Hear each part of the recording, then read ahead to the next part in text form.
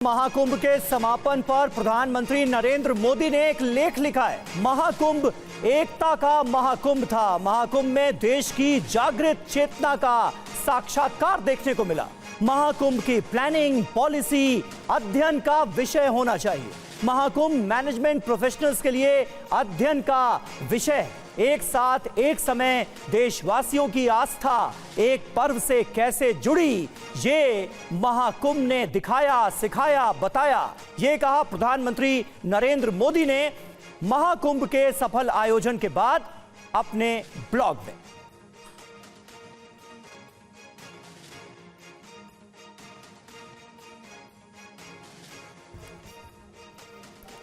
तो महाकुंभ संपन्न हुआ, एकता का महायज्ञ संपन्न हुआ। प्रयागराज में एकता के महाकुंभ में पूरे 45 दिनों तक जिस प्रकार 140 करोड़ देशवासियों की आस्था एक साथ एक समय में इस एक पर्व से आकर जुड़ी, वो अभिभूत करता है।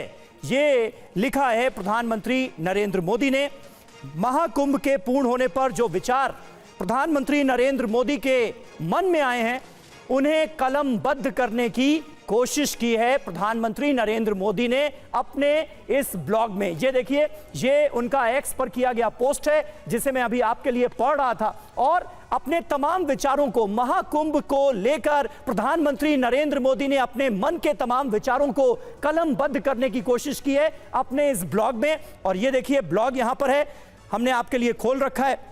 साथियों, महाकुंभ के दृश्यों को देखकर बहुत प्रारंभ से ही मेरे मन में जो भाव जागे, जो पिछले 45 दिनों में और अधिक पुष्ट हुए, राष्ट्र के उज्जवल भविष्य को लेकर मेरी आस्था अनेक गुना मजबूत हुई है।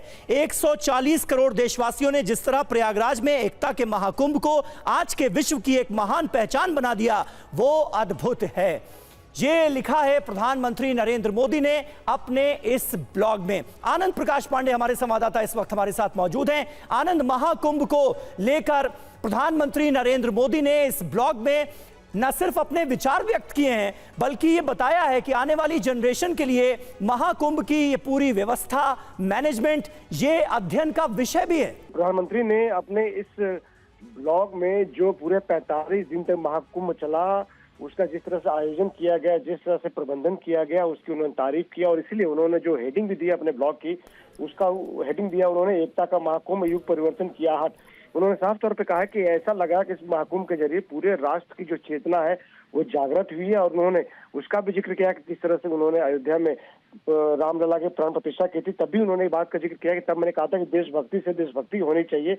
और जिस तरह से 45 दिन तक ये पूरा कुंभ चला, तो उसकी उन्होंने तारीफ की और कहा है कि जो तमाम जो प्रोफेशनल्स हैं, मैनेजमेंट प्रोफेशनल्स हैं या प्लानिंग या पॉलिसी के एक्सपर्ट्स जो है, उनके लिए ये एक रिसर्च का विषय है, एक अध्ययन का विषय है कि आखिर कैसे 45 दिनों तक इतने लोग एक जगह इकट्ठे हुए, उन्होंने स्नान लगाई और बिना किसी निमंत्रण के इतने लोग वहां पहुंचे और उन्होंने इस आस्था के संगम में डुबकी लगाई। साथ ही साथ उन्होंने दुनिया के लिए भी एक मैसेज दिया कि कैसे यह पूरी दुनिया भी हैरान है कि कैसे इतने लोग बिना निमंत्रण के पहुंचते हैं, संगम में डुबकी लगाते हैं, अपने आप को धन्य समझते हैं।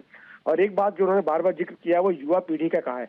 उन्होंने कहा कि जिस तरह से एक बार युवा पीढ़ी इस बार महाकुंभ में पहुंची, तो उन्होंने कहा कि जिस तरह से युवा पीढ़ी में इस बार रुझान देखने को मिला महाकुंभ को लेकर, तो ऐसा लगता है कहीं न कहीं जो हमारी जो संस्कृति है, जो हमारे संस्कार है, उसको लेकर आज की जो युवा पीढ़ी है वो अपने दायित्व को समझती है। और ऐसे में अगर युवा पीढ़ी ऐसी है तो जाहिर तौर पर देश का भविष्य जो है उज्जवल है। उन्होंने अमीर गरीब का जिक्र किया कि अमीर हो, गरीब हो, सब उसी संगम घाट पे, संगम तट पर डुबकी लगा रहे हैं और अपने आप को धन्य समझ रहे हैं।